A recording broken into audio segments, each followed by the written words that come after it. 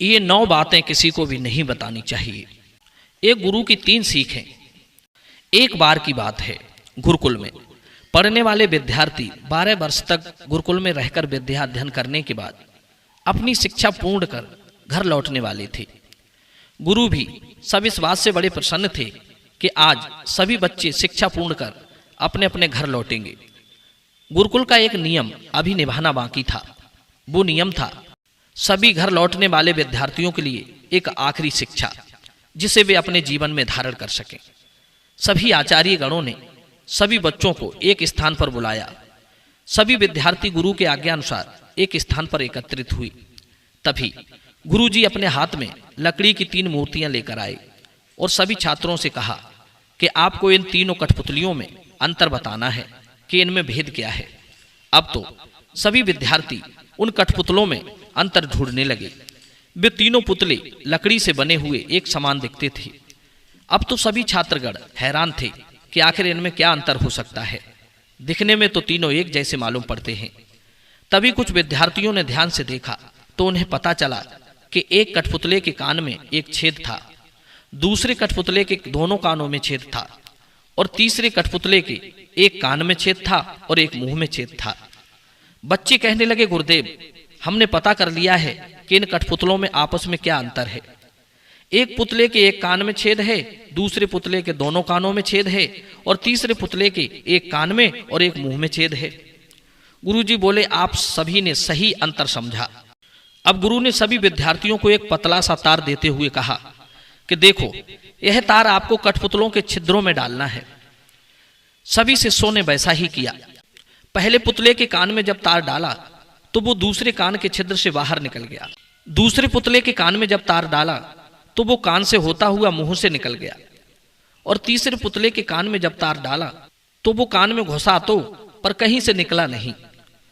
गुरुजी ने बताया, हे पुत्रो, संसार में आपको इन 3 कठपुतलों की तरह ही लोग मिलेंगे। पहला कठपुतला जिसके दोनों कानों में छेद है, वो हमें ये बताता है कि दुनिया में ऐसे बहुत से लोग हैं जो आपकी बात को एक कान से सुनकर दूसरे कान से निकाल देंगे। आप ऐसे लोगों से कभी भी अपनी समस्या साझा ना करें। आपकी समस्या से उन्हें कोई लेना देना नहीं है। उन्हें इस बात से कोई फर्क नहीं पड़ता कि आप कैसे हैं और क्या हैं और किस मुश्किल का सामना कर रहे हैं। अक्सर ये होता है कि जब भी हमें कोई मिलता है तो हम उसे अपनी परेशानियां बताने लगते हैं।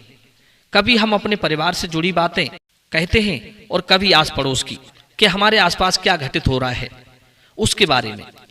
परंतु जिसे हम बता रहे हैं उसे आपकी परेशानियों से कोई मतलब नहीं। वो खुद चाहता है कि उसकी कोई समस्याएं सुने। ऐसा व्यक्ति आपकी बातें सुनता तो है पर उन बातों को वहीं पर छोड़ जाता है। वो ये सोचता है कि कब इसकी बात खत्म हो और मैं यहां से चलता बनूं। जिसकी नजरों में हमारी बातों का कोई औचित्य ही नहीं, तो ऐसे लोगों को अपनी समस्याएं सुनाने से क्या फायदा। अब दूसरे पुतले को दिखाते हुए गुरु ने कहा, पुत्रो, इस दूसरे पुतले का अर्थ है जिसके एक कान में और एक मुंह में छेद है। संसार में आपको ऐसे लोगों से भी वास्ता पड़ेगा जो आपकी बात को सुनकर दूसरे लोगों से जाकर कहेंगे। हमें ऐसे लोगों से भी बचकर हमेशा दूर रहना चाहिए जो आपको झूठा मित्र बनाकर आपकी किसी भी तरह की बातों को सुनकर या तो वो आपको मूर्ख समझते हैं या फिर शत्रु। जो लोग आपकी गुप्त बातों को दूसरों से साझा करते हैं उन्हें आप अच्छा नहीं कह सकते। होता क्या है कि कई लोगों के बीच हमारी गुप्त बातें पहुंचने से हमें हंसी का पात्र बनना पड़ता है और हमारा अस्तित्व कमजोर पड़ता है। हम और लोगों की नजरों में तुच्छ लगने लगते हैं।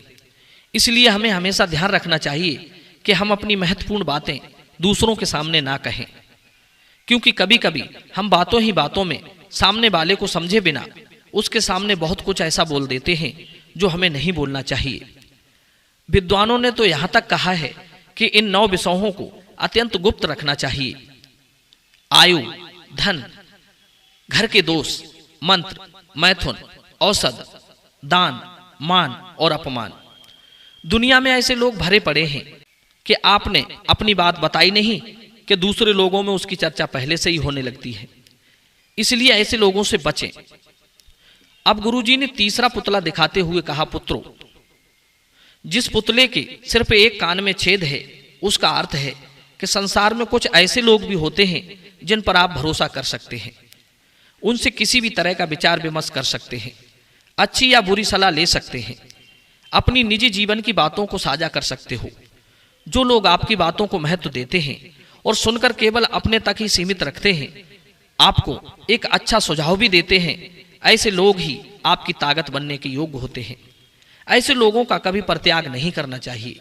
कहते हैं, जिसका मन दूसरे मित्र के दुख से सदा बेचैन हो जाता हो, जो मित्र के अभीष्ट कार्य की सिद्धि के लिए यत्न करता है, जो मित्र की स्त्री, धन और गुप्त बातों की समय पड़ने पर रक्षा करने वाला होता है, ऐसे पुरुषों के सामने ही अपने विचारों को प्रस्तुत करें। बंधुओं, यदि इस वीडियो से आपने कुछ सीखा हो तो वीडियो को लाइक करना और चैनल को सब्सक्राइब कर लेना।